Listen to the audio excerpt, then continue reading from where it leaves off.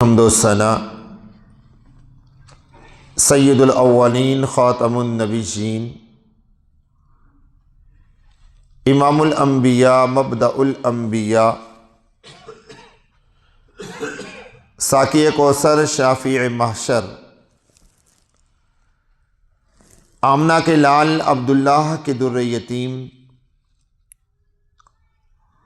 محبوب کبریا احمد مجتبی محمد مصطفیٰ صلی اللہ علیہ وسلم کی ذات اقدس اور ان کی آل اولاد اہل بیت عظام صحابہ کرام رضی اللہ تعالی عنہم اجمعین کی ذوات قدسیہ پر ہدیہ درود و سلام بھیجنے کے بعد معزز سامعین محترم، اللہ رب العزت کے بنائے ہوئے 12 مہینوں میں سے ایک مہینہ جسے مہمان مہینہ کہا جاتا ہے، 11 مہینوں کے بعد مسلمانوں کی زندگی میں آتا ہے اور مسلمانوں کو اللہ کی ذات کے قریب کرنے کے لیے، مسلمانوں میں تقوی پیدا کرنے کے لیے، مسلمانوں میں ہدایت پیدا کرنے کے لیے، مسلمانوں میں نیکی کا جذبہ پیدا کرنے کے لیے، مسلمانوں میں ایک دوسرے کے ساتھ ہمدردی پیدا کرنے کے لیے، مسلمانوں میں ایک دوسرے کا دکھ بانٹنے کے لیے، مسلمانوں میں ایک دوسرے کے ساتھ محبت پیدا کرنے کے لیے یہ مہینہ 11 مہینوں کے بعد مسلمانوں کی زندگیوں میں آتا ہے۔ نبی محترم صلی اللہ علیہ وسلم نے اس ماہ مبارک کے بہت سارے نام اپنے فرامین میں بیان فرمائی ہیں، لیکن اللہ تبارک و تعالی نے اس مہینے کو تقوی کا مہینہ قرار دیا ہے۔ قرآن مجید میں اللہ تبارک و تعالی نے اس مہینے کے لیے 2 لفظ ذکر فرمائی ہیں، ان میں سے ایک لفظ ہے تقوی، کہ رمضان کا یہ مہینہ مسلمانوں کے لیے تقوی کا مہینہ ہے، اور دوسرا لفظ استعمال فرمایا ہے ہدایت، من البینات والہدی والفرقان۔ اللہ فرماتے ہیں کہ ہم نے اس مہینے کو مسلمانوں کے لیے ہدایت کا ذریعہ بنایا ہے، اور مزے کی بات یہ ہے کہ تقوی کا تعلق جیسے رمضان کے ساتھ ہے، ایسے ہی تقوی کا تعلق قرآن کے ساتھ بھی ہے، ہدایت کا تعلق جیسے رمضان کے ساتھ ہے، ایسے ہی ہدایت کا تعلق قرآن کے ساتھ بھی ہے۔ اور میرے اور آپ کے آقا نبی محترم صلی اللہ علیہ وسلم نے رمضان اور قرآن کا ایک اور تعلق بھی بیان فرمایا۔ پیارے پیغمبر فرماتے ہیں کہ رمضان یہ قیامت کے دن شفاعت کا ذریعہ ہوگا، اور قرآن کے بارے میں فرماتے ہیں کہ قرآن بھی قیامت کے دن شفاعت کا ذریعہ ہوگا۔ اللہ کی بارگاہ میں جب ایک مسلمان کو پیش کیا جائے گا تو اس مسلمان کے اعمال بھی اللہ کی بارگاہ میں پیش کیے جائیں گے، اور مسلمانوں کے ایک ایک عمل پر اللہ تبارک و تعالی توجہ فرمائیں گے۔ جیسے نماز ہے اللہ کی بارگاہ میں پیش کی جائے گی، زکوٰۃ ہے اللہ کی بارگاہ میں پیش کی جائے گی، حسن اخلاق ہیں اللہ کی بارگاہ میں پیش کیے جائیں گے، حقوق العباد ہیں اللہ کی بارگاہ میں پیش کیے جائیں گے۔ ایسے ہی اللہ کی بارگاہ میں رمضان کے روزے بھی پیش کیے جائیں گے اور قرآن کی تلاوت بھی پیش کی جائے گی۔ میرے اور آپ کے آقا پیارے پیغمبر فرماتے ہیں کہ جب رمضان کو اور قرآن کو اللہ کی بارگاہ میں پیش کیا جائے گا تو رمضان اللہ سے سفارش کرے گا، اللہ سے کہے گا کہ اے اللہ، جب میں اس کی زندگی میں آیا تو اس نے میرے روزے رکھے، یعنی صبح سے لے کر شام تک یہ بھوکا رہتا تھا، صبح سے لے کر شام تک یہ پیاسا رہتا تھا، صبح سے لے کر شام تک یہ اپنے آپ کو گناہوں سے بچاتا تھا۔ آج میں اس کی سفارش کرنے آیا ہوں، میری سفارش اس کے حق میں یہ ہے کہ میری سفارش کو قبول کیا جائے اور اس بندے کی بخشش کی جائے، اس کو معاف کیا جائے، اس کو جہنم سے بچا کر جنت میں داخل کیا جائے۔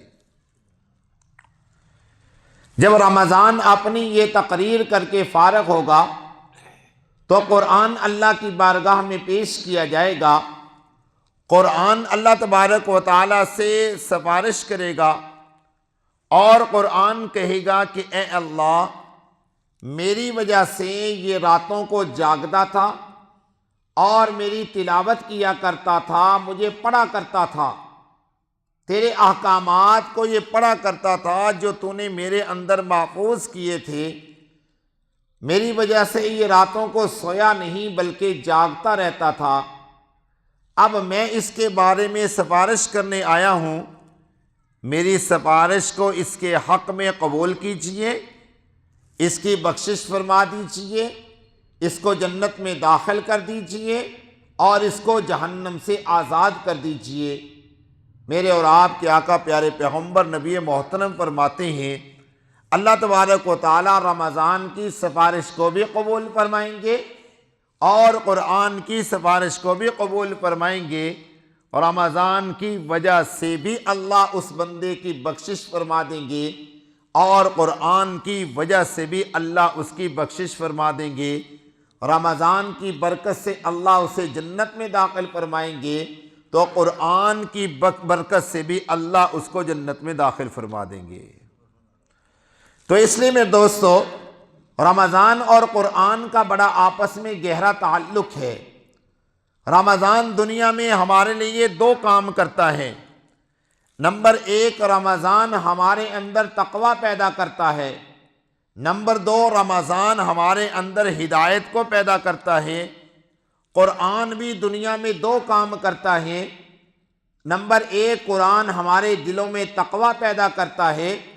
اور قرآن ہمارے اندر ہدایت کو پیدا کرتا ہے، اور جس آدمی کو یہ دونوں دولتیں اور نعمتیں نصیب ہو جائیں، یعنی اس کے اندر تقوی بھی آ جائے، اس کے اندر ہدایت بھی آ جائے،